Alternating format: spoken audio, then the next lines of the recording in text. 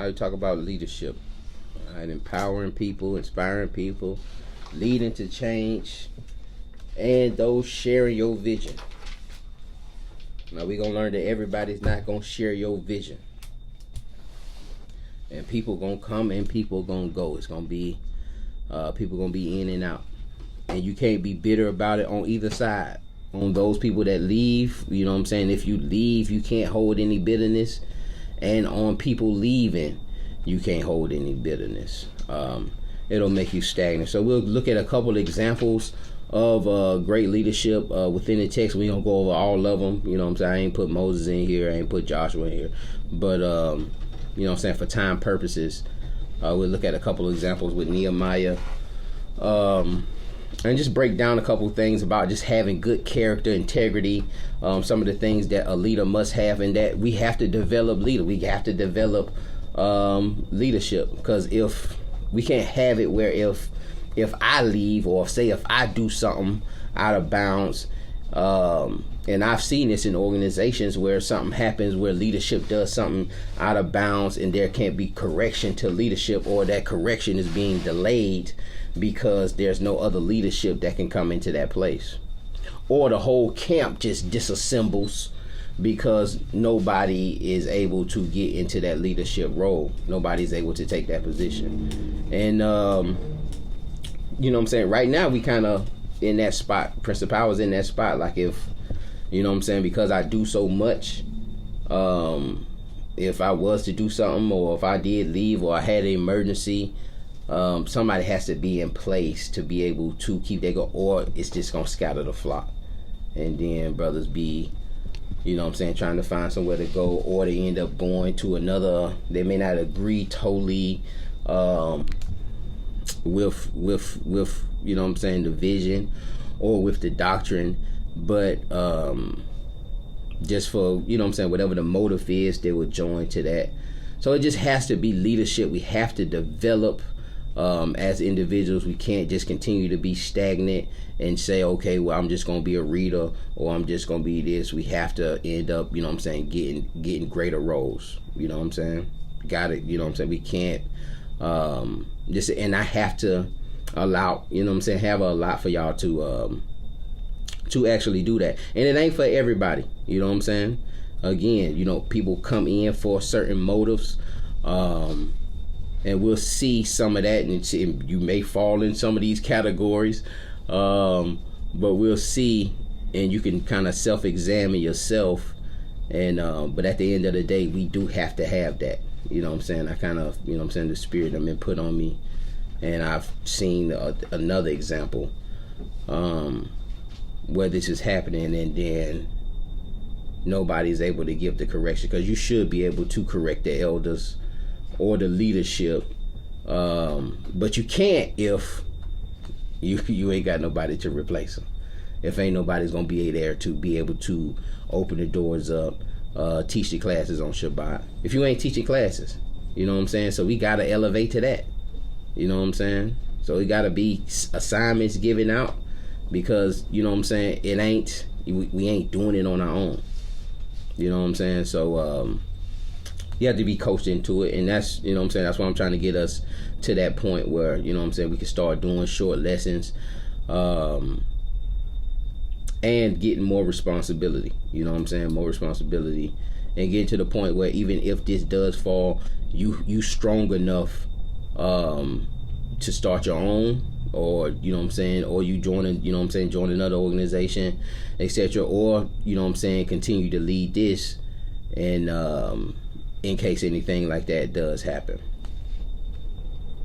All right, principles of leadership. We start with James chapter 3 verse 1. Who's gonna read for me?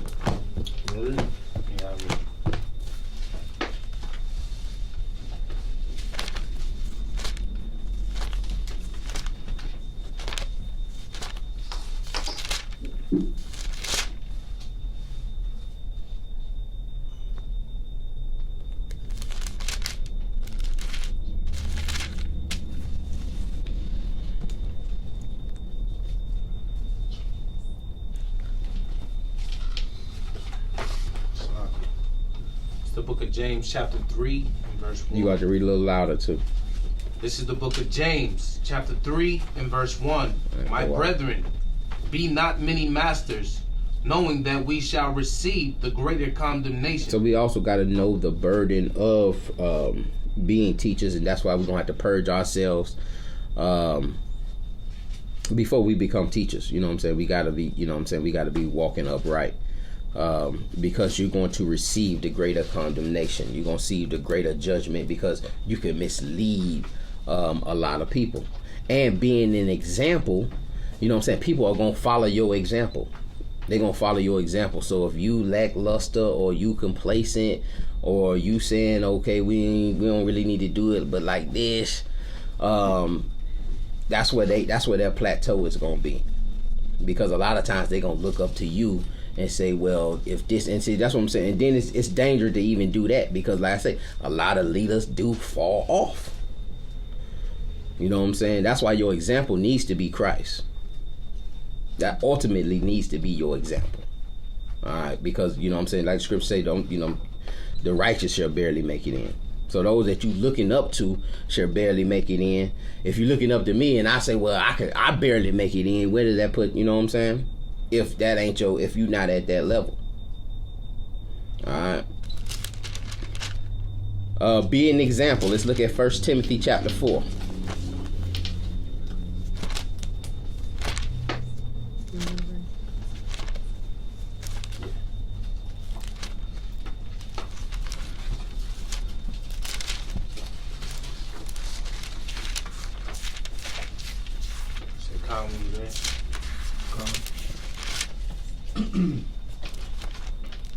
This is the book of 1 Timothy chapter 4 and verse 12.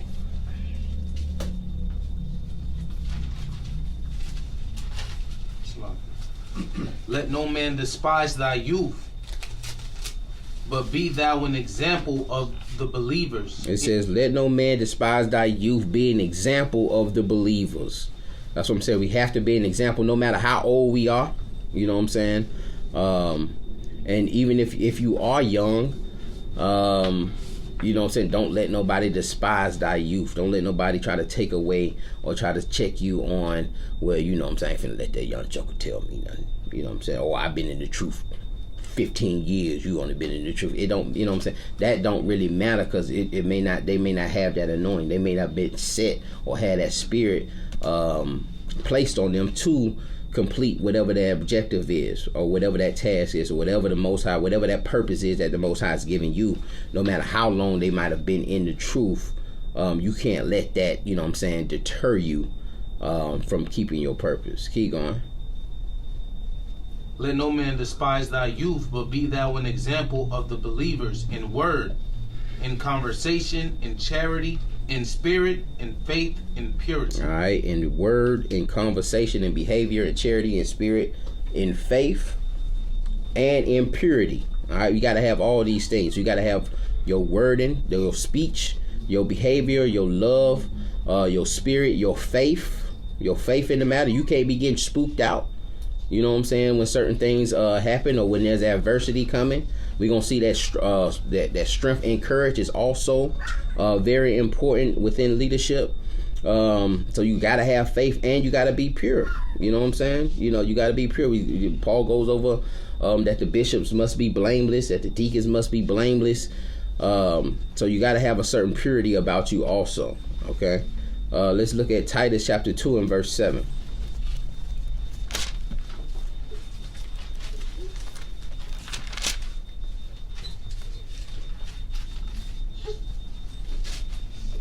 When you're there. Okay. This is the book of Titus chapter 2 and verse 7. In all things showing thyself a pattern of good works, in doctrine showing uncorruptness, gravity, sincerity. He's showing gravity, sincerity, showing uncorruptness, in all good things having a pattern of good works. All right, showing gravity, that's more so reverence, and being incorruptible. Another verse. Keep going. Verse 8, sound speech that cannot be condemned, that he that is of the contrary part may be ashamed. All right, sound speech that cannot be condemned. You know what I'm saying? A lot of times people will say, you'll hear people say, well, I don't deal with camps because the way they talk to people out there on the streets. Or the way they cussing on the street corner. I don't want to mess with that. You know what I'm saying? You know what I'm saying? I done had that conversation a couple times. All right, so you have to be an example in good works, sound speech that cannot be condemned. That nobody can come back and say, well, you know what I'm saying? I heard that brother was speaking like this, keep going. That he that is of the contrary part may be ashamed, having no evil thing to say of you. All right, so it should be in the point where they have no evil thing to say unto you. Let's look at Matthew chapter 5.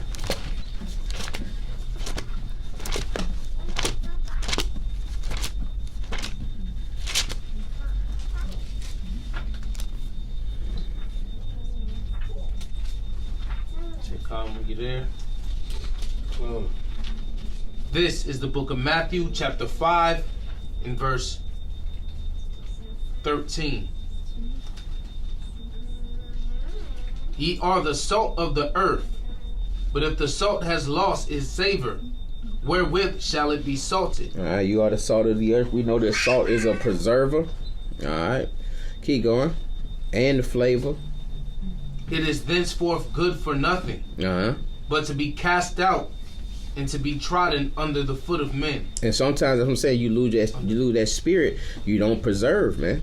You know what I'm saying? You get lackluster. You get complacent, and it's hard to get back in the midst of things. Like I would say, we was speaking on it this past new moon about, you know what I'm saying, getting back into the groove of exercise. And sometimes within the spirit, if you're not meditating on the word, it's going to be hard. You're going to be looking back at how you used to study the scriptures and how you used to meditate on the word and how you used to do that. And you be like, man, why I ain't got that same spirit, man? I used to memorize 50 precepts.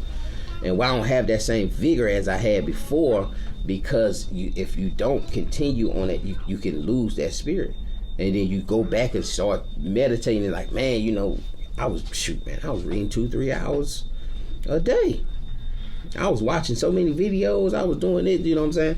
And you don't have that same vigor, and you wonder why. And it's because you have to be committed. And a lot of times we committed to things of the world and not really committed to the Most High as we are to the things of this world. Keep going on that. Matthew, keep going. Ye are the light of the world. A city that is set on a hill cannot be hid. Neither do men light a candle and put it under a bushel, but on a candlestick. And it giveth light unto all that are in the house. And it'll give light unto all that's in the house. Being an example. All right. Being an example. And a lot of times we don't want to, and just like the John 3:20 is, you go to that real quick. A lot of times we don't want to be put on a mantle, or we want to be hidden. We want our light hidden so that it doesn't give the house light. We don't want to be on the forefront. A lot of times, because of uncertainty, because we, you know what I'm saying, we really, you know what I'm saying, we really know we dropped the ball on our studies, unsure of ourselves, and a lack of confidence. And we have, you know what I'm saying, we have the personalities for it, you know what I'm saying, we have the voice for it, we may have the character for it, but we lack the confidence because we're not meditating on the word. Go ahead with that 3:20. This is the book of John, chapter 3 and verse 20. For everyone that doeth evil hateth the light, neither cometh to the light, lest his deeds should be reproved. Keep going. But he that doeth truth cometh to the light, that his deeds may be made manifest, that they are wrought in God. That they are wrought before God. So sometimes when you are doing right, you want your deeds, you want that light to shine. You know what I'm saying? That's why a lot of times when you first come in, that's when you have the most vigor. That's when you want to go out and condemn the most people. You know what I'm saying? You want to do that because you want your light You want your light to shine. You want to be that example. All right, most of us were not the cool kids. 1 Corinthians 1:21. I think eventually we'll come back to this.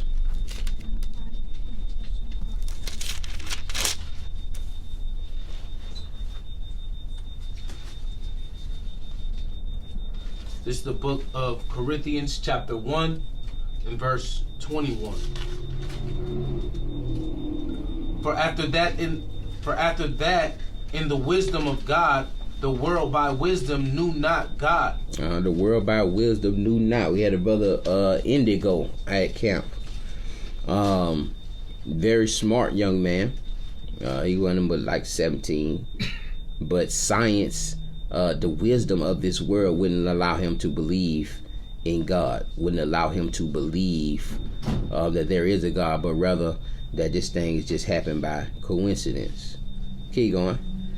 It pleased God by the foolishness of preaching to save them that believe. It pleased the Most High by the foolishness of preaching. Keep going. To save them that believe. For the Jews require a sign, and the Greeks seek after wisdom. But we preach Christ crucified, unto the Jew a stumbling block, and unto the Greeks foolishness. Keep going. And that's another thing. He had a brother come out there and was, and I do take that from what he was saying. Cornel West brother that was out there last week, just saying that when Josephus written down, when the Romans actually went in there and destroyed and conquered us in 70 AD, when they went in the temple and seen that there was no God there, they made mockery and they couldn't believe that, you know what I'm saying, the people were worshiping a God that they couldn't see, because the Greeks, you know, they gonna make statues of their deities, you know what I'm saying, or, you know what I'm saying, or Caesar or Zeus, or, you know what I'm saying, not Artaxerxes, but Artemis, you know what I'm saying. They gonna make statues of their deities. They can see them, they can feed them, they can pour libations for them. But when they seen that we didn't have a God, they thought that was foolishness. Keep going.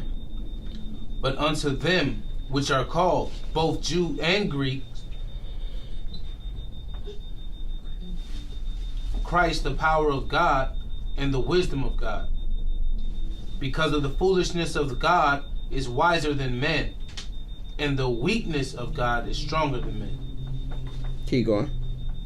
For ye see your calling, brethren, how that not many wise men after the flesh, not many mighty, not many noble are called. And not many wise, not many noble. And you know what's a clear indicator of that is that anytime some rapper or entertainer say we Jews, we just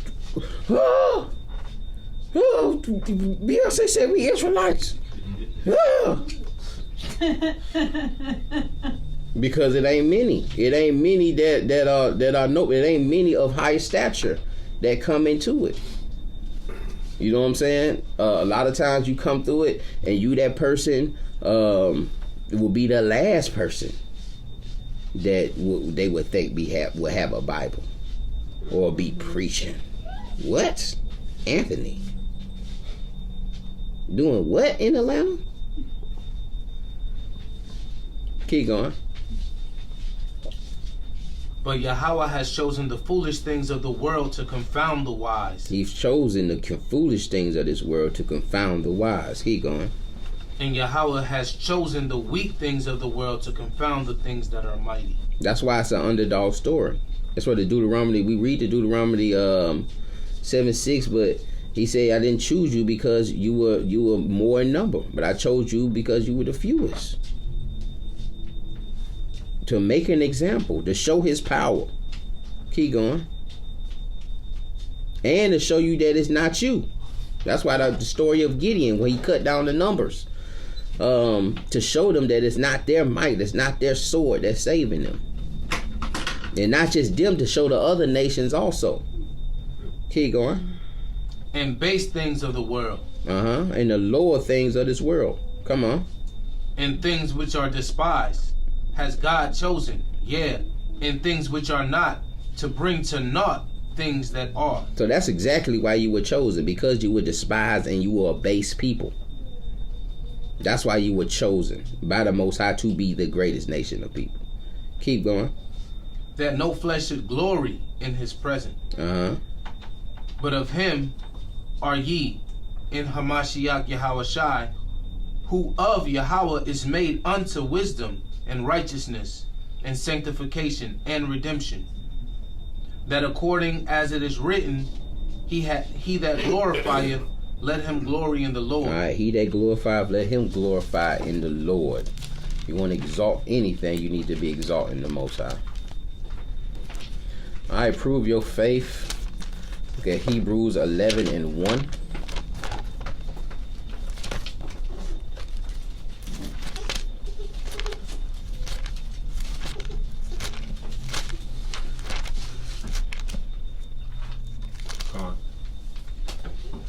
This is the book of Hebrews 11 and verse 1. Now faith is the substance of things hoped for, the evidence of things not seen. All right, it's a substance. It's the substance of things hoped for. And it's evidence. It's substance and it's evidence of things not seen. So your faith should have some evidence to it. And substance. Let's look at chapter 13, verse 7.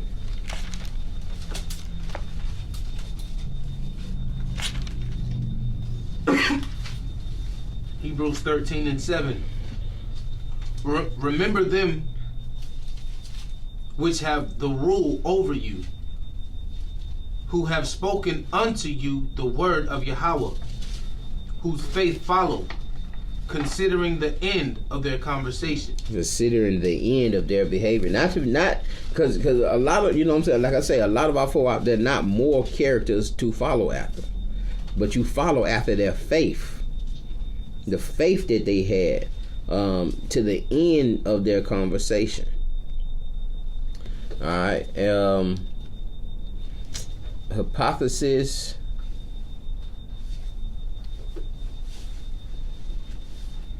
Let me go there.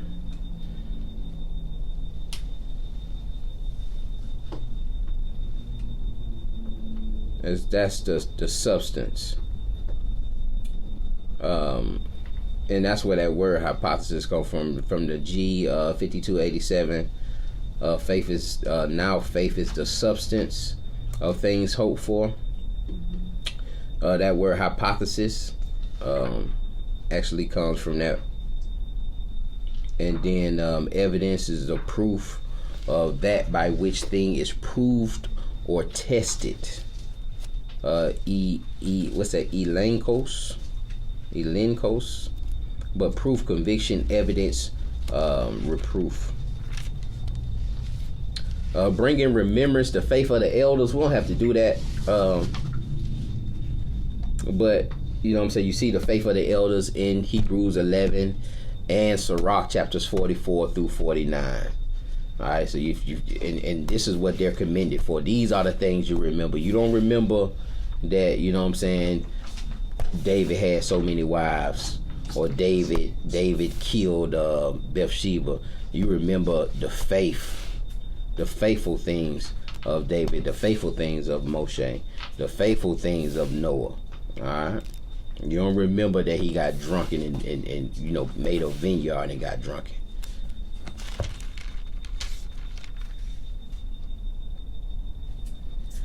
All right, the action is more powerful than word. 1 Corinthians chapter 2 and verse 4.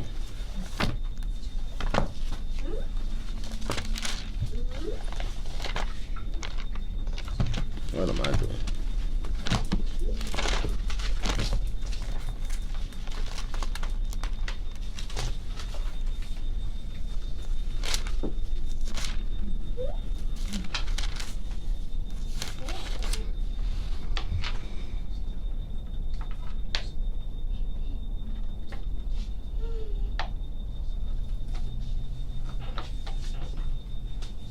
This is the book of 1 Corinthians chapter 2 and verse 4. And my speech and my preaching was not with enticing words of man's wisdom, but in demonstration of the Spirit and of power. All right, it says, my preaching was not with enticing words of man's wisdom, but in demonstration.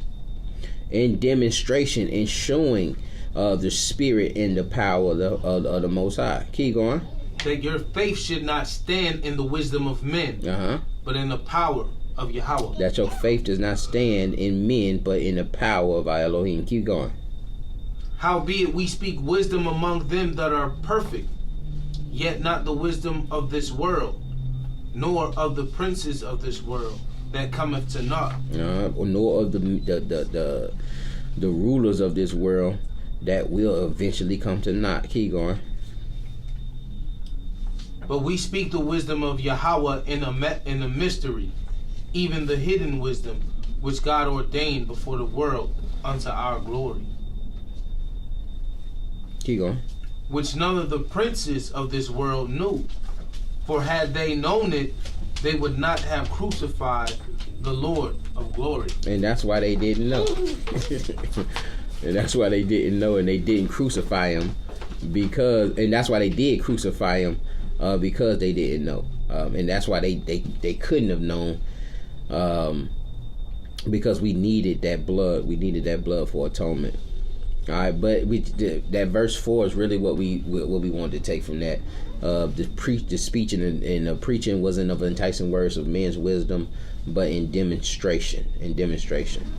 I'll show you better than I can tell you. Psalms 110 verse 3.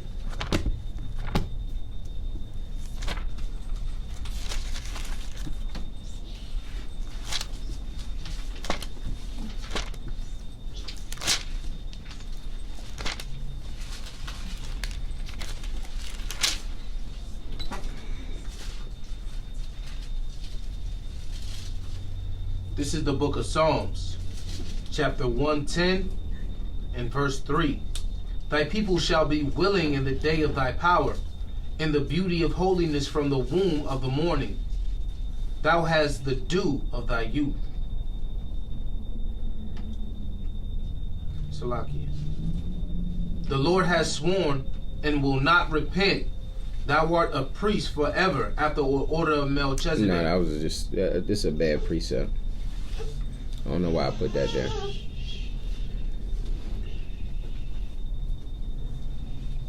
Yeah, that's a bad precept. All right, leadership is servitude. So just scratch out that Psalms 110:3. We have to understand that also. That's why a lot of people too don't go into leadership, because leadership is servitude. It is a servant role. It's not a role of, how we make it this authority.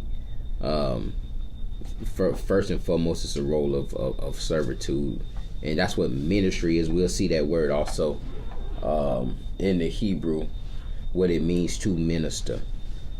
Matthew 20 and verse 26.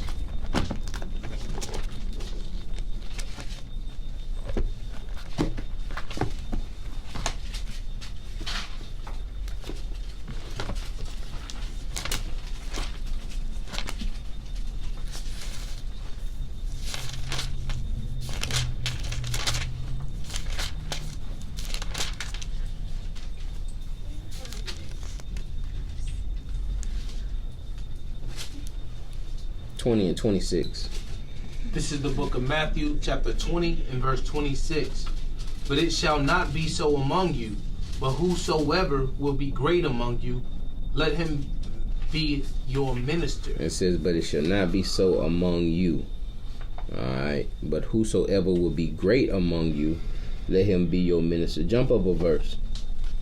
Verse 25. But Yahushua called them unto him and said, Ye know that the princes of the Gentile exercise dominion over them, and they that are great exercise authority upon them. So you giving you example. Alright, but it shall not be so among you. It's going to be actually the opposite. All right, those princes of the Gentiles that exercise great dominion, those that are great have the greatest amount of authority. But not with you, it's not going to be so. Whosoever shall be great among you, let him be your minister. All right, we'll look at what that word means. Let's look at Philippians 2 and 3.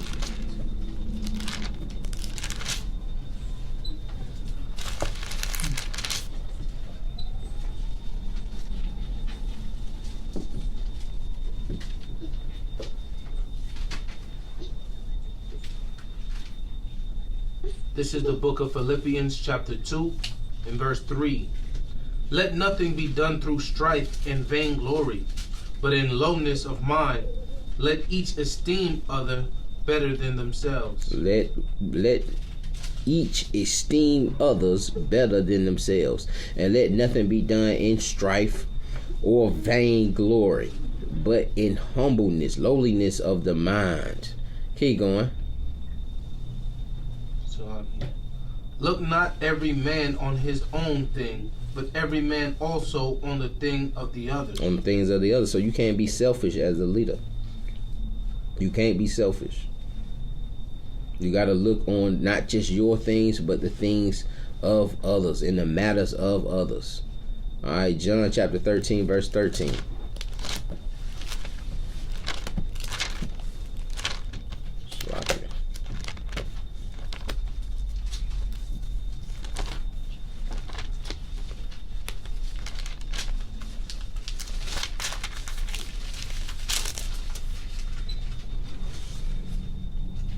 This is the book of John, chapter 13 and verse 13. Ye call me Master and Lord, and ye say well, for so I am. If I then, your Lord and Master, have washed your feet, ye also ought to wash one another's feet. For I have given you an example, that you should do as I have done to you. I've given you an example. And ain't nothing more humble than having to wash your brother's feet. Ain't nothing more humbling than washing. And there's women who won't wash feet, and that's why the Asians have all the pedicure businesses. Because our nations feel like we just too good to touch somebody's feet. We just too good to do it. And I ain't even going. But go ahead, keep going. And he's left an example unto you that ye should also, that you should do as I have done to you. Keep going. And there's churches that do this. I done got my feet baptized a couple of times. Pastor baptized my feet in them Holy Ghost churches going. You slip the church socks off. You know they easy to come out of. Slip the church socks off and get your feet baptized in some oil anointed on them. But yeah, it takes a great deal of humility to do that. Keep going. Verily, verily, I say unto you, the servant is not greater than the Lord. I said the servant is not greater than the master. Come on. Neither he that is sent greater than he that sent him. Mm-hmm. If ye know these things, happy are ye if ye do them. It says, happy are ye. If you understand this, happy are ye if you do them. And I said, take some humility on both sides. You know what I'm saying? Some jokers don't want nobody to see them crusty.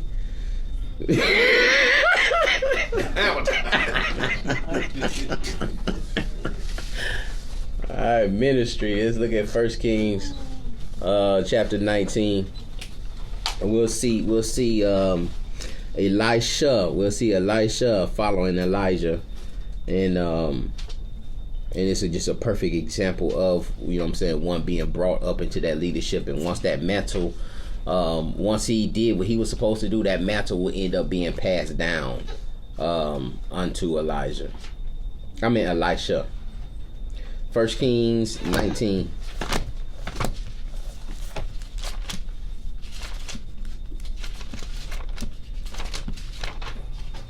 This is the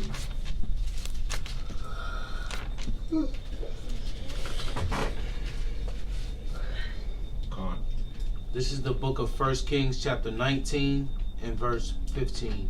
And the Lord said unto him, Go, return on thy way to the wilderness of Damascus, and when thou comest, anoint Hazael to be king over Syria.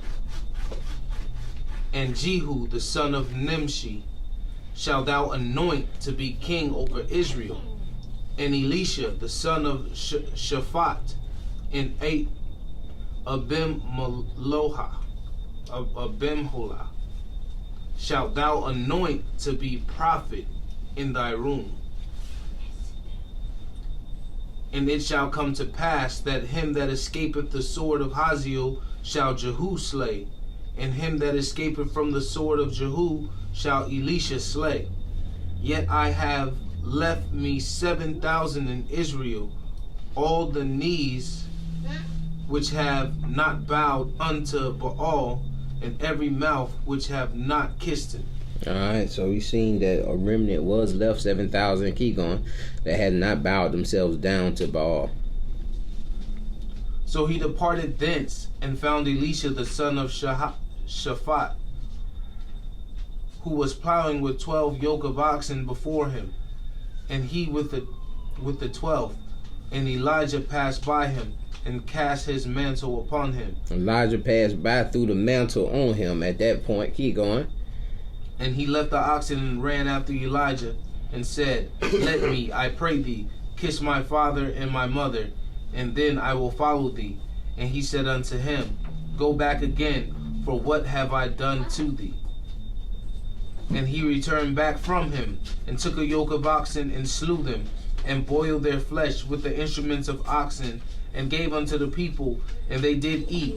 Then he arose and went after Elijah and ministered unto him. And you see, Elijah didn't stop. He had to go back and chase Elijah down, but he boiled those oxen and pretty much all the tools. Pretty much he just, you know what I'm saying, everything that of his old life, he pretty much left that, said goodbye to his parents, and went to minister unto Elijah. He went to minister unto Elijah. We'll see what that ministry is. Sharaf in the Hebrew, minister to serve. You'll see in other translations, like the NIV, it says that he became a servant. He left and became a servant to Elijah. All right, so that ministry is pretty much servants, the same word. Elisha being tested. Let's look at 2 Kings chapter 2.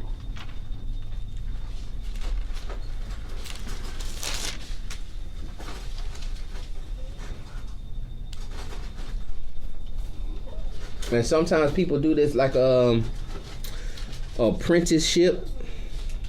You know what I'm saying? When you have, you know, it's a humbling role, and you're being this apprentice for free. You know what I'm saying? You're doing this a lot of times, or being an intern. You're doing these things for free to learn these skill sets, to, you know what I'm saying, see the ins and outs, to see certain conversations that whoever, you know what I'm saying, you're under has, so you can learn from them and grow and be prepared and have the skill sets ready to be prepared for the tests and the trials that were to come. But it's a humbling experience. And when you first get into intern, it's a famous speaker, man, from Miami. He like the head speech. Les Brown.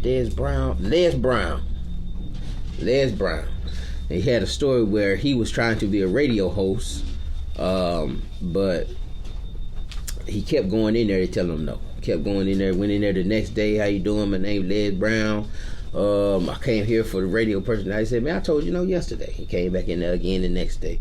Came back in there again the next day. And then, you know what I'm saying, he just, every time he just kept coming back in there smiling. And eventually the dude just said, man, go get me a coffee. And he ended up getting an intern position. And then while he did his intern position, dude end up getting, you know what I'm saying, after doing that a few years, I guess, dude end up, one of the radio hosts end up getting drunk on the air. And, you know what I'm saying, Les Brown had been getting coffee and working his internship for free pretty much that whole time. And then when his opportunity came, he was the only one there with the dude on air drunk. The head of the radio station said, "Okay, Les, you know how to work the board?" And he's like, "Yeah, I know how to work the board." He's like, "Well, just play the record. Just play the next record and don't say nothing. I'm sending so-and-so home." He pretty much just toe up. And Les said once he got on that board, he's like, "Yeah, man, this is Les Brown, your number one DJ." And he had the job ever since. And you know what I'm saying, then eventually became this great lecturer, or you know what I'm saying, profound speaker. But you know what I'm saying, he waited on his opportunity, and he started with that humble beginning of servitude, of ministry, of ministering to those radio personalities till his time was there, his time was to come. Go ahead. Shalaki, can you go back one slide? I just want to break down what scripts, what scriptures was. One more. 1 Kings 19, 15 to 21. You good? Yeah.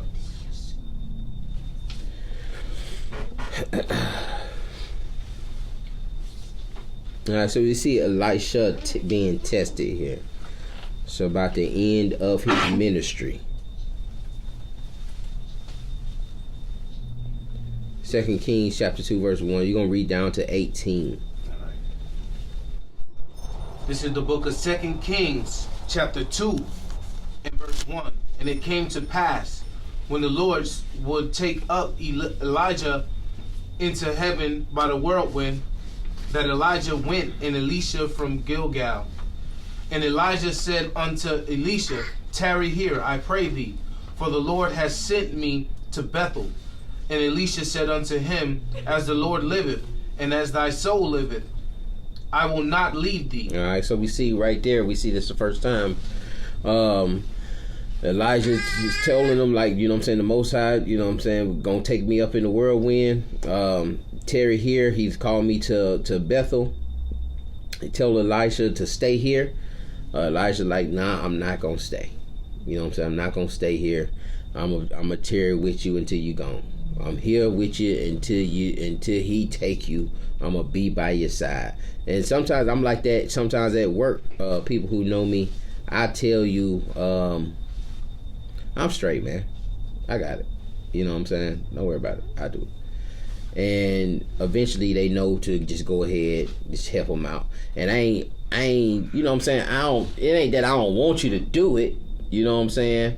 But too, I kind of feel like if you're not going to be there the whole time, if you're going to be in and out, I just going to rather do it. But if the help do come, I'm not going to, you know what I'm saying? But whatever you doing, just go and do that just to make sure you get that done.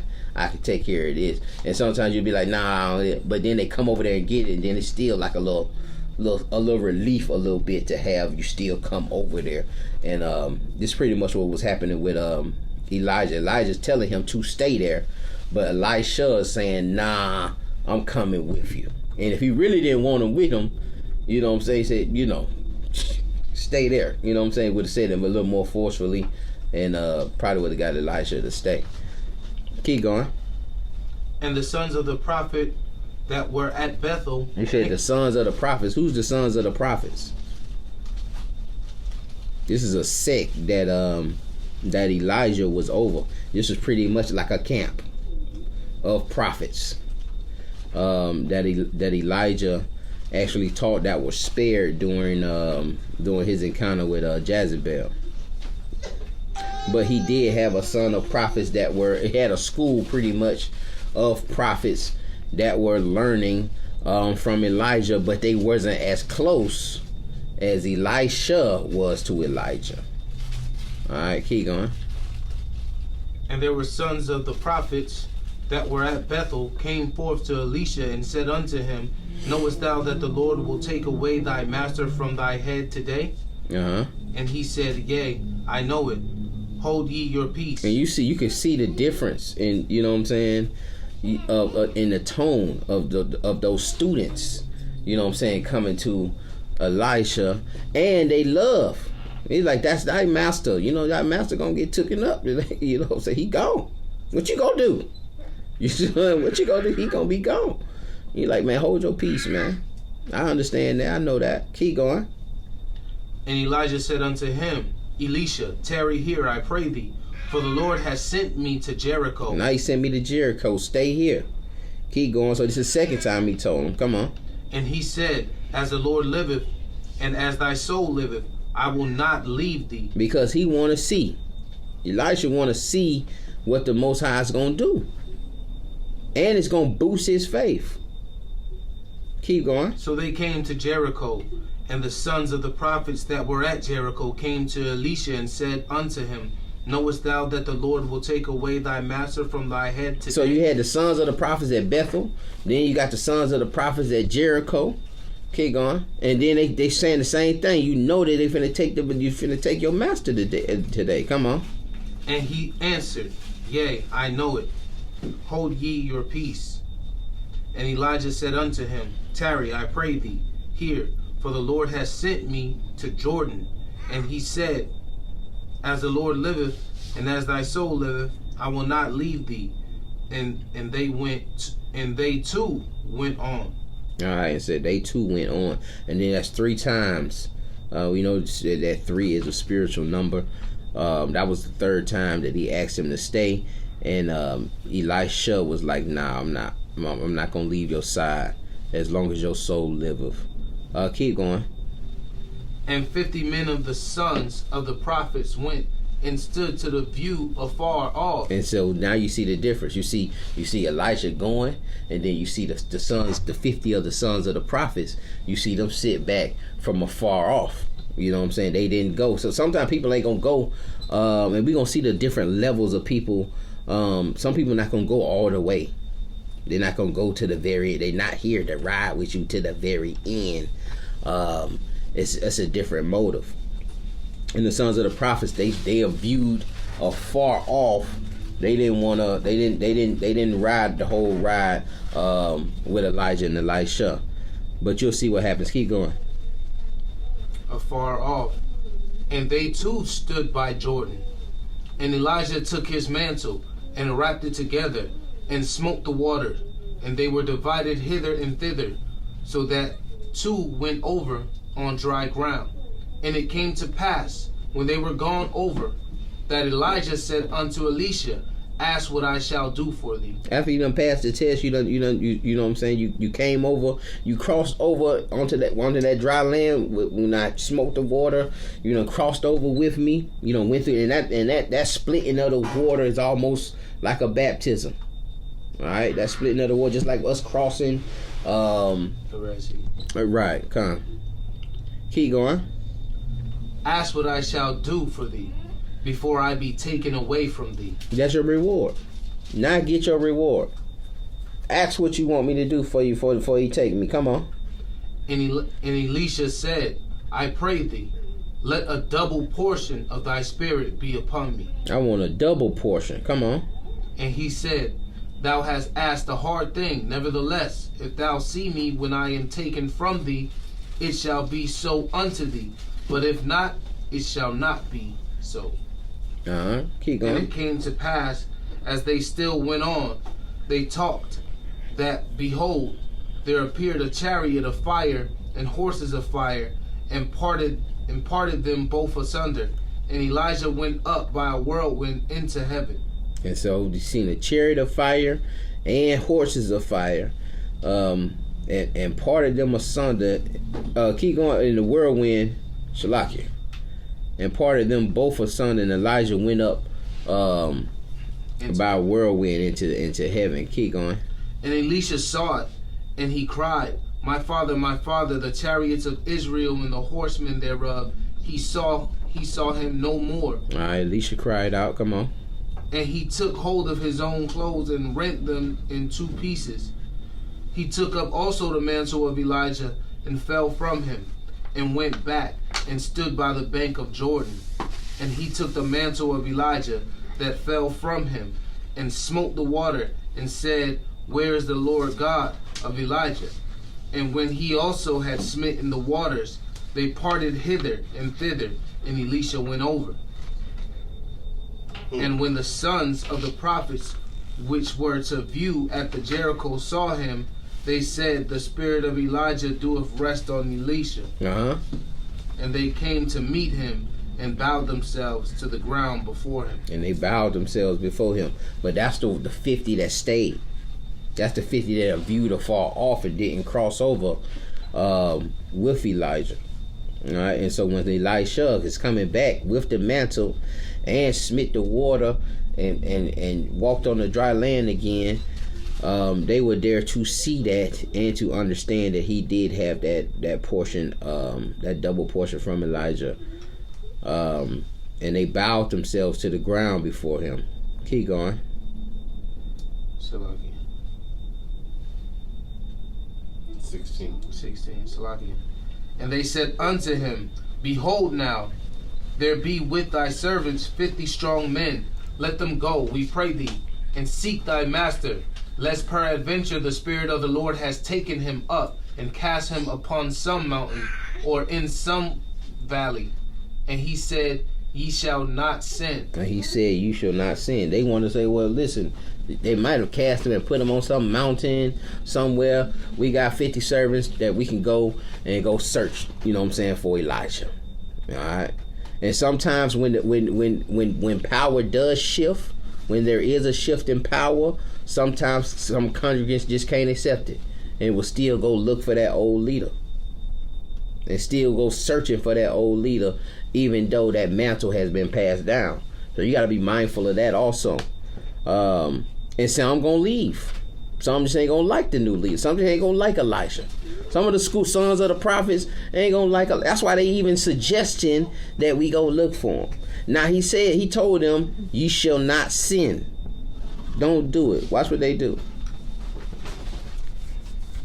And when they urged him till he was ashamed, he said, Sin. He grew tired, man, grew weary. Kept begging them. They sent therefore 50 men, and they sought 3 days, but found him not. And when they came again to him, for he tarried at Jericho, he said unto them, Did I not say unto you, Go not? I told you not to go. You just saying wasting your time. But sometimes you gotta let Jake gotta see for himself a lot of times. Alright, Jay gotta see for himself. But that's another sign of, you know what I'm saying, them just not accepting that leadership and not accepting that role. They seen the power, but it's still like, you still Elijah boy. You like Elijah's servant. You ain't Elijah. You know what I'm saying? Like we seen, you know what I'm saying? We gonna try to look for him. So you gotta be mindful of that. Things that we can learn from Nehemiah: humility, compassion, visionary, strength, courage, organized, integrity. We're not gonna go through. I got a whole class on the book of Nehemiah, but Nehemiah was allotted to rebuild the gates of Jerusalem. All right, he was allotted to rebuild the gates of Jerusalem, and in doing that, he had to go back to a broken Jerusalem, you know what I'm saying, Judah, a southern kingdom that's in turmoil and has no leadership. And then be that leader that has been given this assignment to rally these people up and say, hey man, let's rebuild the wall. Let's get the gates back built up. So we'll look at humility. As far as humility, he was a ranking servant. He left the comforts of the Persian palace. He was under Persian captivity. He left the comforts of the Persian the palace to help his people. You know what I'm saying? He was serving wine. If you read the first couple chapters, he was serving wine to the actual king. He mourned compassion. He mourned the suffering of his people. We'll look at Nehemiah chapter 2.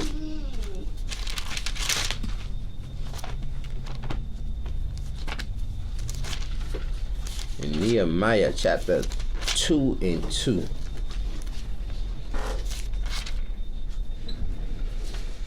This is the book of of Nehemiah.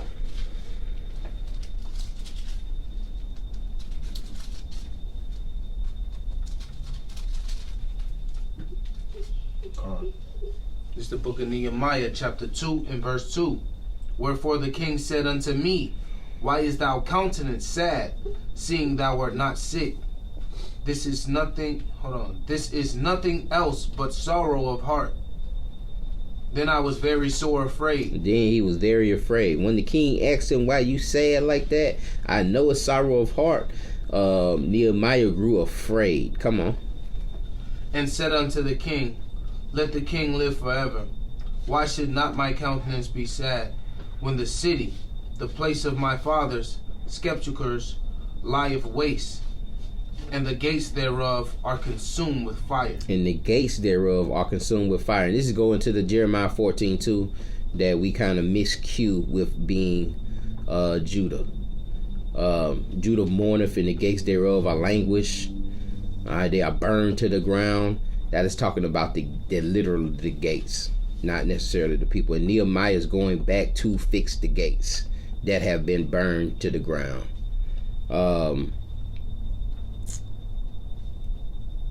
But we see also him mourning. If you go to Esther chapter 4 verse 2, he grew afraid because there was no mourning in the king's presence. We're not going to go there, but there was no mourning in the king's presence. You're not supposed to wear sackcloth, and that's a sign of mourning. We will put on sackcloth within the king's gates in Persia, and so you'll be killed for that. And that's why he grew afraid and said, oh, let the king live forever.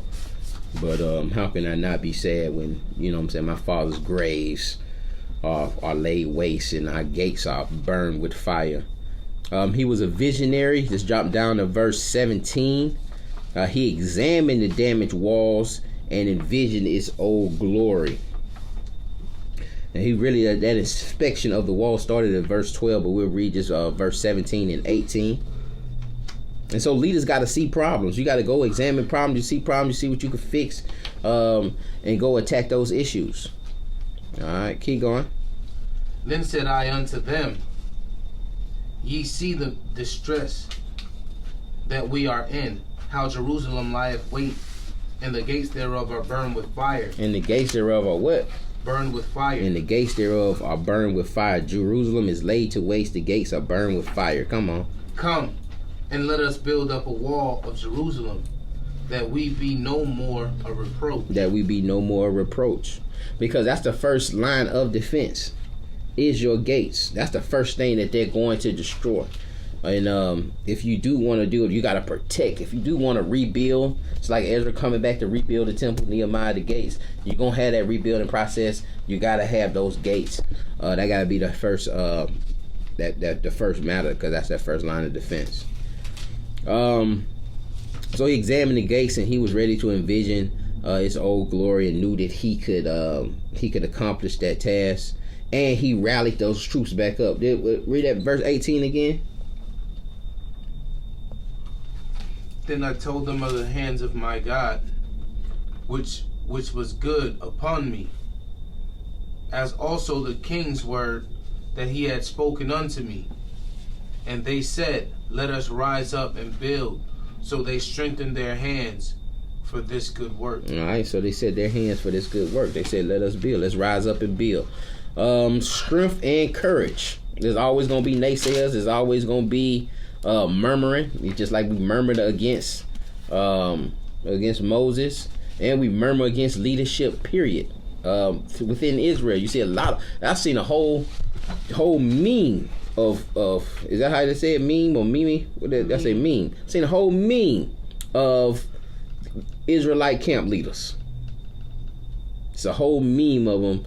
And I just seen a post, who set these people above us? Who set these people to be our authority? Not understanding that the role of a leader is servitude. They really there for you. They really there to help you, to edify you, to comfort you, to exhort you. And so I've seen a whole meme of, you know what I'm saying, we hate authority. We hate We hate people being over us. I think that's how Prince of Power pretty much was started, because we just wanted to be a ghost camp. We didn't really want to be under no body or want to be part of no camp. We just wanted to be the ones that kind of just came in and just be around, you know what I'm saying, just stand guard, hold the posters, give a con, that's right, every time, you know what I'm saying, just throw a little ad lib out there. And eventually, you know what I'm saying, it just end up, you know, who was the greatest servant? Who was the greatest servant? Who was there? Who was the most disciplined to keep the doors open, or to get to school, or to do that? And that's how that role was established. But it wasn't something that, you know what I'm saying, I was looking for, or anybody else was looking for, because it is a servant role. Strength and courage, so that there will be oppositions from all sides. When I did have to give rebuke and reproof, they not gonna show Isaiah's picture up there and cuss him out. You know what I'm saying? They're not gonna show Yakanan picture and cuss him out. They gonna cuss out Phineas. They gonna say Phineas is, you know what I'm saying, this false prophet and woo. You know what I'm saying? Mm-hmm. So it's gonna be oppositions on all sides. It's gonna be naysayers. There's gonna be doubters. And there's been lots of other camps that's been attacked. They don't attack that individual. It's the bishop's fault. Period. You know what I'm saying? He responsible. It's gonna taint. No matter who did it, it's a taint. That's like the sister, you know what I'm saying, rest her soul, who passed in that other congregation. It you know what I'm saying, it wasn't that it wasn't that school fault, it wasn't that particular member fault, it wasn't, you know what I'm saying, the brother, it was the bishop's fault. It's gonna always fall. And so you gotta be able to handle that also. And be weary of that. But it's gonna be oppositions from all sides. Let's look at Nehemiah chapter 4.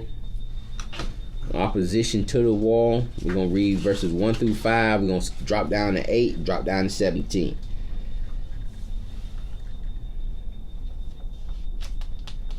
This is the book of Nehemiah, chapter 4, and verse 8.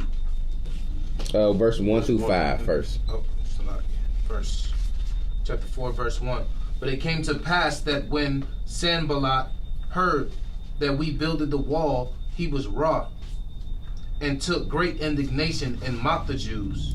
He was wroth and he mocked the Jews. Keep going. When he heard that wall was being back built. Come on. And he spake before his brethren in the army of Samaria, and said, What do these feeble Jews will? What do these feeble Jews? What do these feeble Jews? What do these feeble Jews?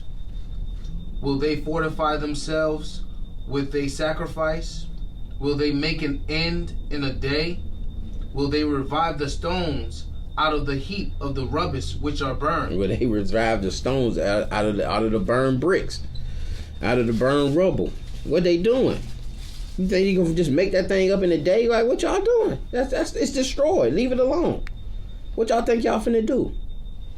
And so a lot of times people are gonna come to that and try to say, well, you know what I'm saying, what you trying to hold on to that, or why you doing that, or you know what I'm saying, and not understanding your purpose and not seeing your vision. And you can't let that deter you. You can't let that stop. They're gonna call you crazy. You know what I'm saying? That's, for me, that's the igniter that I need to be doing it. When somebody call me crazy, you be like, man, boy, you crazy. I'm like, damn, I'm on the right path. I'm on the right path because I'm not thinking carnal. You know what I'm saying? I'm not thinking because the flesh, according to the calculations of the flesh, that is crazy. To do that is, that don't make any sense. But faith-wise, scripturally-wise, within the spirit realm, that makes perfect sense. So when you're doing things spiritually, it's gonna be crazy or insane to a cardinal person. And so this is what's happening here. Keep going. Now Tobiah the Ammonite was by him, and he said, even that which they build, if a fox go up, he shall even break down their stone wall. A fox can't even get up on that. Man, what they building, you know what I'm saying, it won't hold up. A fox can't even run across it. Keep going. Hear, O our God, for we are despised, and turn their reproach upon their own head, and give them for a prey in the land of captivity, and cover not their iniquity, and let not their sin be blotted out. And so what did Nehemiah do during this opposition? What did he do? Yeah. This is him in verse 4.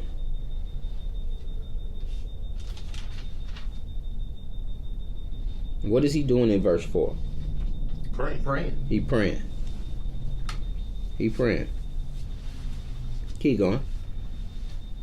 And cover not their iniquity, and let not their sin be blotted out from before thee. For they have provoked thee to anger before the builders. So build we the wall, and all the wall was joined together unto half thereof. For the people had a mind to work. So sometimes you don't have to even come down to address those low-level conversations or try to prove yourself to nobody. Send up a prayer, keep it moving, and keep working on the wall. Stay vigilant. Keep your vision on building the wall. You don't have to go down to their level and try to prove that this wall is sturdy, or try to put a fox on the wall and let it run across. See, a fox can run on the wall. You wasting time. Drop down to verse 8. Verse 8. And conspired all of them together to come and fight against Jerusalem and to hinder it. And so eventually that wasn't enough. They still building. They wanted to fight. Now they want to fight you. And so it ain't that. And so some things that you do, it ain't that they really opposed to it. Is that it kind of makes them look bad because they didn't do it. It's like going somewhere and picking up some trash, and a joker tell you, and this way joker tell you, man, the trash is gonna be back out there tomorrow. Why are you wasting your time picking up the trash in the park if the trash, they just gonna throw the trash back out there? Because it's conflicting them because they didn't pick up the trash. It's cutting their spirit a little bit because they didn't rebuild the wall. They just been sitting here looking at the thing burn. They just letting it burn down. Still trying to grow crops in the wall on fire.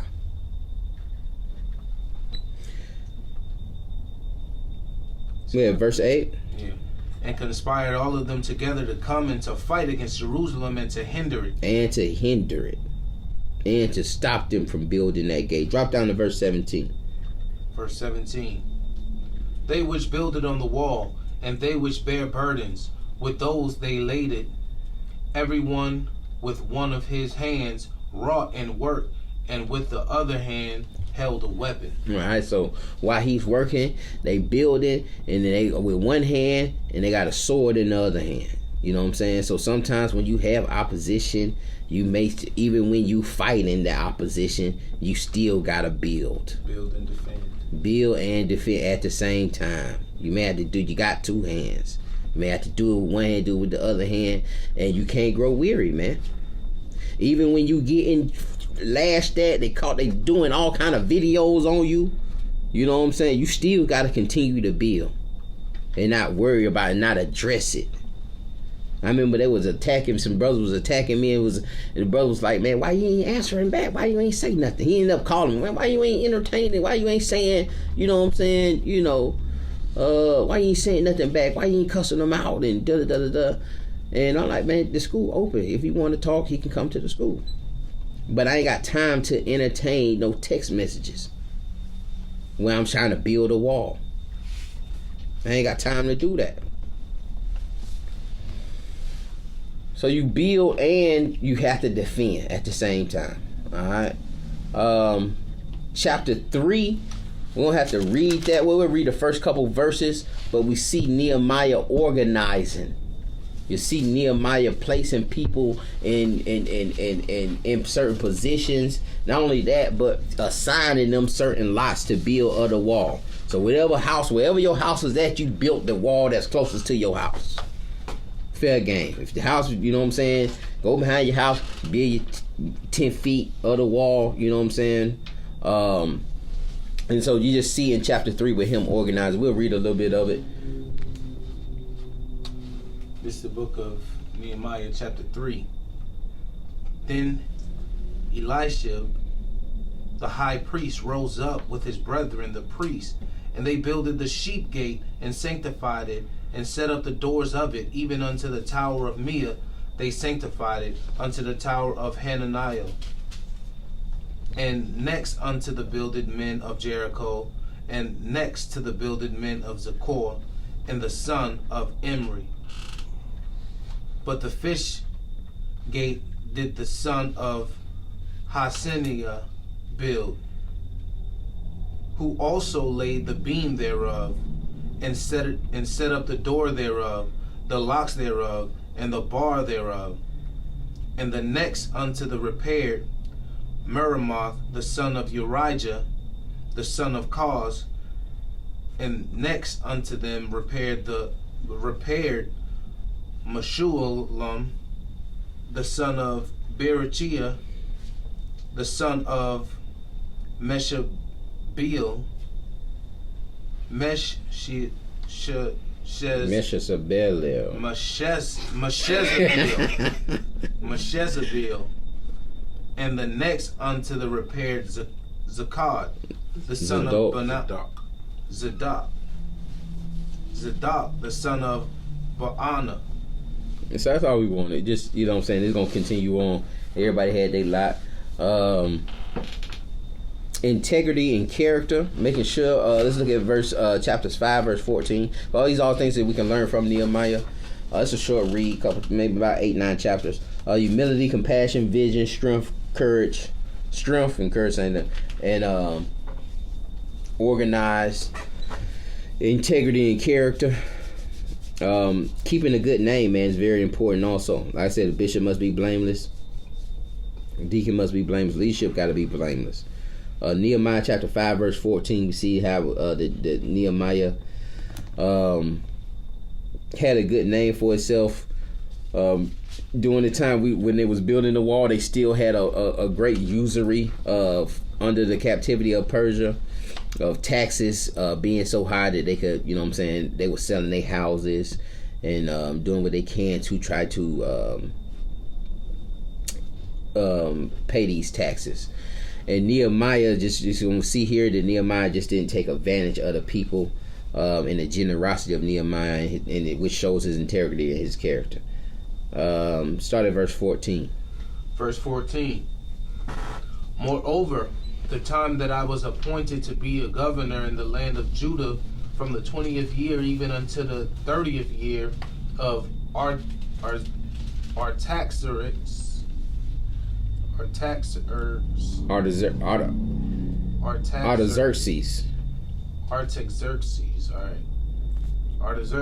the king, that is 12 years, I and my brethren have not eaten the bread of the governor, but the former governors that had been before me were chargeable unto the people. All right, so he said, me and my brethren, we have not eaten the bread of the governor, but the former governors that have been before me were chargeable unto the people, and had what? And had taken of them bread and wine, besides 40 shekels of silver. Was taking bread and wine from the people, and 40 shekels of silver. Come on. Yeah, even their servants bear rule over the people, but so did not I, because of the fear of God. Because of the fear of the Most High, I didn't do those things. Keep going. Yea, also I continued in the work of the wall, neither bought me any land, and all my servants were gathered thither unto the work.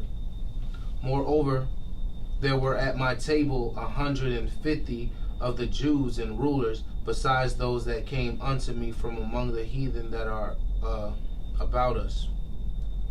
Now that which was prepared for me daily was 1 ox and 6 choice of sheep. Also fowls were prepared for me, and once in 10 days store of all sorts of wine.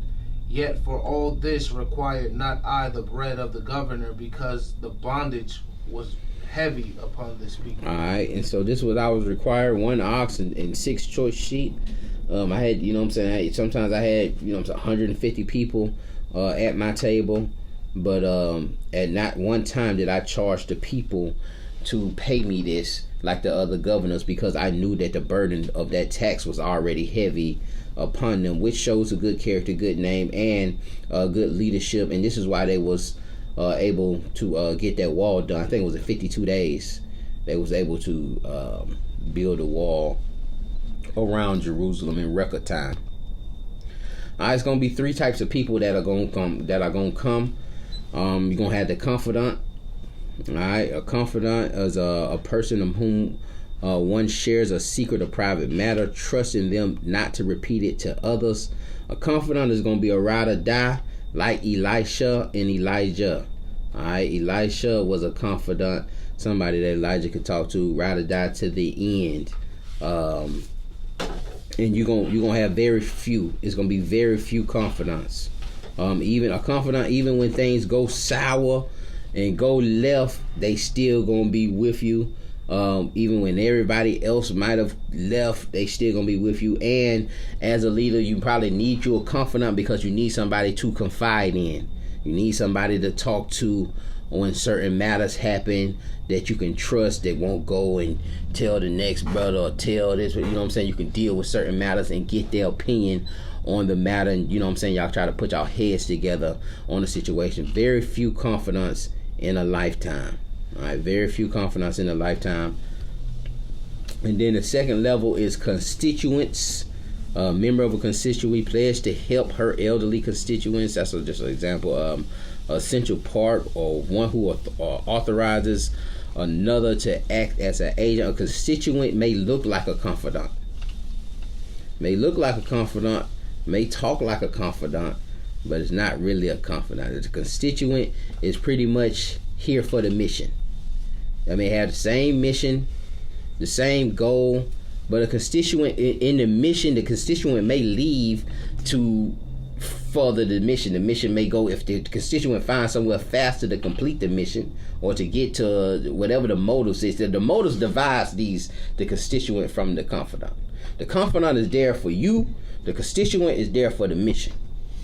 All right, the constituent is there for the mission. So the constituent, once the mission is over, or the mission, you find a better way to get to the mission, to complete the mission. The constituent will go that route. All right. So constituents are gonna come, but if they leave, you can't be you know what I'm saying. You can't be bitter about a constituent leaving. They just seeing that they can get there quicker. Doing this route, whatever that motive is, you know what I'm saying. Say if it's a motive for a rib, if a constituent is here, they gonna be there with you, but if they see ain't no new women coming in the congregation, and his motive is to go get him a rib, get him a righteous wife, he might go somewhere else to, you know what I'm saying, get that, you know what I'm saying, get that mission completed, whatever that motive is. All right, so motives kind of separate these people. Constituents are here for the mission. And then the last is a comrade, a companion who shares one's activities or is a fellow member of an organization. A comrade is pretty much just for the battle, or you know what I'm saying, like they just so upset with this society and this world. You going out and teach on the streets to tell the white man is the devil. I don't care whatever else you believe. I'll come out there with you. I'll come out there with you and do that. You know what I'm saying? But when the battle is over, they gone. They ain't really, you know what I'm saying, your partners like that. They definitely not there for you. They definitely not there for the long haul. But say you fighting just like the Pharisees and Sadducees. Pharisees and Sadducees ended up being comrades because of their hatred towards the Messiah. They didn't like each other. They had different doctrines, but they had the same enemy. Their hatred towards the Messiah, towards Christ, made them say, you know what? Let's come together. Let's be comrades until we kill this joker. Once we kill him, then we can get back to fighting and doing and being bitter and doing what we do against each other. All right, but you gonna need all levels. All levels gonna come into play. You gonna need your comrades. You gonna need your confidants. You gonna need and that's why you can't be bitter. You can't be totally attached to people like that, because, and you gotta understand, like constituents too, kind of like like scaffolding on a building. Once the building is completed, you take the scaffolding down. You know what I'm saying? Comrades, they just there because we have the same enemy, or we have that same purpose, or they may come. Say if it's like they may come because you do alms, because they like helping people. You know what I'm saying? They, say if it was a church and you got a soup line, they just come in to serve the soup. They don't care nothing about the mission. They don't care nothing about what you're teaching in the church. They don't care what you preached about. They don't like the choir. They don't like the location, but you serve soup. They like helping people. They like helping people in the soup line. They will come to serve soup. They ain't heard nothing you said, but you need them. You need them to serve soup. So you say, you know what I'm saying? Thank you, Sister Joanne. Appreciate you serving that soup. You know what I'm saying? So it's going to be different levels of people, and sometimes you'll run into a problem trying to confide in a comrade. And you try to make a comrade, you trying to talk and give private matters to a comrade. That comrade going to use it against you. Once the battle's over, the comrade going to be like, but you won't believe what that joker told me, man. Listen. That brother Phoenix over there doing, you know what I'm saying, got pork sandwiches and 2 wives. So you got to be mindful of that and make sure and examine those roles of these particular people. You're gonna have confidants, constituents, and comrades, different levels, and they all driven by different motives. So we have brothers just come to camp. About 2-3 brothers would just pop up at camp. Them comrades. Now I tell them, don't put the sign. Yeah, that sign right there. I ended up having to buy that sign. The brother gave me the money to get that sign and that poster right there. He said, man, I just want to come and hold up the sign. And he paid me for 200 flyers. I just want to hold the sign and pass out the flyers. He's not going to come to class. He's not going to come to no feast days. He's not going to come to but he want to pass out the flyers and hold the sign. It's current. Huh? What's it? Yeah. Artazar. But yeah, Issachar. Well, he's from Asher.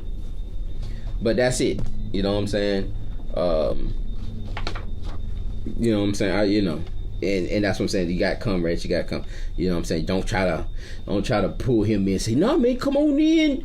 And just, you know what I'm saying? Because he's not here for that. He's not here for you. And he's not here for the mission. He only here for the battle.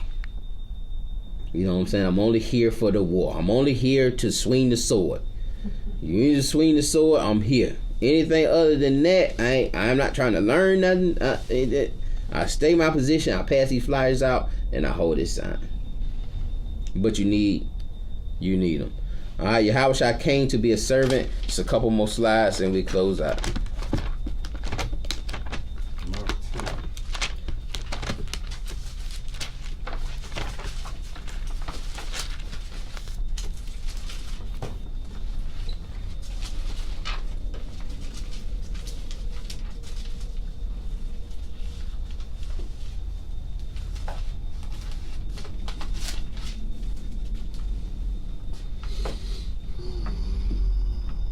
This is the book of Mark, chapter 10 and verse 12.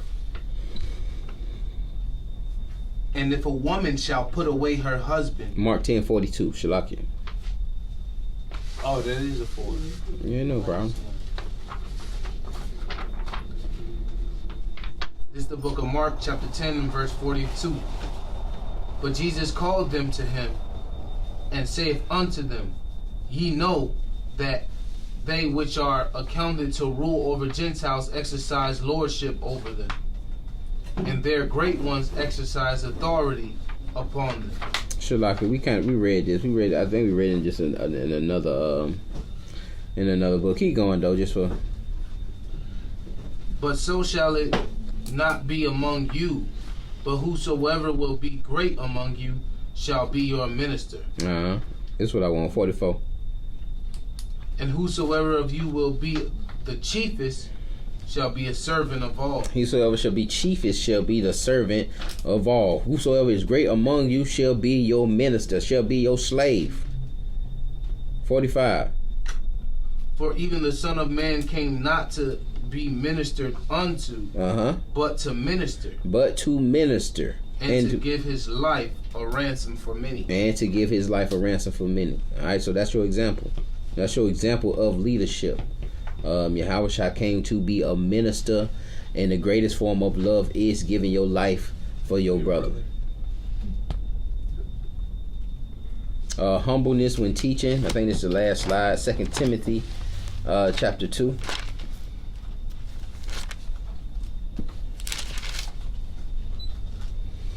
Read 21 through 26.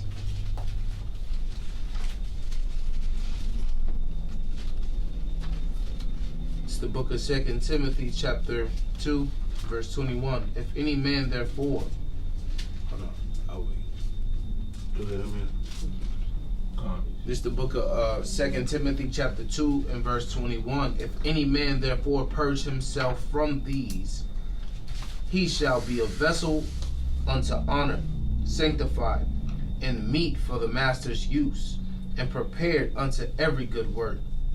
Flee also useful lusts, but follow righteousness, faith, charity, peace, with them that call on the Lord out of a pure heart. But foolish and unlearned questions avoid, knowing that they do gender strife. And the servant of the Lord must not strive, but be gentle unto all men, apt to teach, patient. Apt to teach and patient. All right.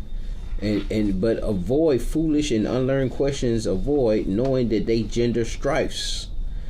And a servant of the Most High must not strive, but be gentle unto all men. And a lot of times we don't want to watch a video unless it's some strife. That's what's gonna get the greatest views. If we see Esau get punched, or Esau getting cussed out, or Esau being cussed out, it's gonna be lit. You know what I'm saying? Even we'll put in the views. I know Watchmen, they put in the view that 5 Christians get slayed and their head get cut off, guts everywhere, just a bloodbath. Just a bloodbath. And Joker like, you know what? I'm finna click on that. I'm finna watch that. I got to see that. But we see Paul, you know what I'm saying, giving instructions to Timothy on, you know what I'm saying, avoiding that strife, and that servant must not strive, but be gentle unto all men, apt to teach and patient. 25. In meekness instructing those that oppose themselves. You know what I'm saying? In meekness and humility, instructing those that oppose themselves. Come on. If Yahweh peradventure will give them repentance to knowledge, to acknowledging of the truth, and that they may recover themselves out of the snare of the devil, who are taken captive by him at his will. All right, who have been taken captive, that they may come up out of that. But if you striving with them, a lot of times they ain't gonna come out. Now, you know, it's a time for everything. You know what I'm saying? You do have, you know, spirits on jokers, spirits on the. I think we had that sister out there. You know what I'm saying, that you know, I had to say a few things to her a couple times. But you know, sometimes our people bugged out. And if you don't show a little aggression, then they're gonna be all over the camp. You know what I'm saying? All over the camp. If they so you gotta just know if they got a spirit on them, or if they just trying to have some folly debate. And we can all recognize that from a mile away. For that example last week, you know, she wasn't no danger. We didn't feel like, you know, she still was just all over the place. Yeah, all over the place. She really wasn't, you know, I don't think you couldn't say nothing to her. Yeah, it wasn't the spirits were just so heavy on her, it wasn't no talking to her. Except, hey, stop, get back, go sit down, just listen to the word, you know what I'm saying? That kind, but you know, you just had to use a strong tone to make clear. But with that was the last slide. Anybody had anything else to add Anything else? Hope it was edifying to the body. Nah, with that, we gonna say shalom.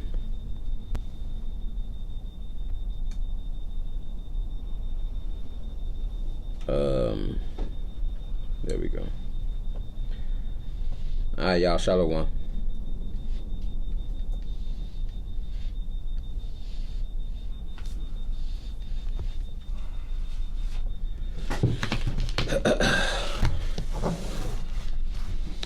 Remember that Jesus Christ of the seed of David was raised from the dead according.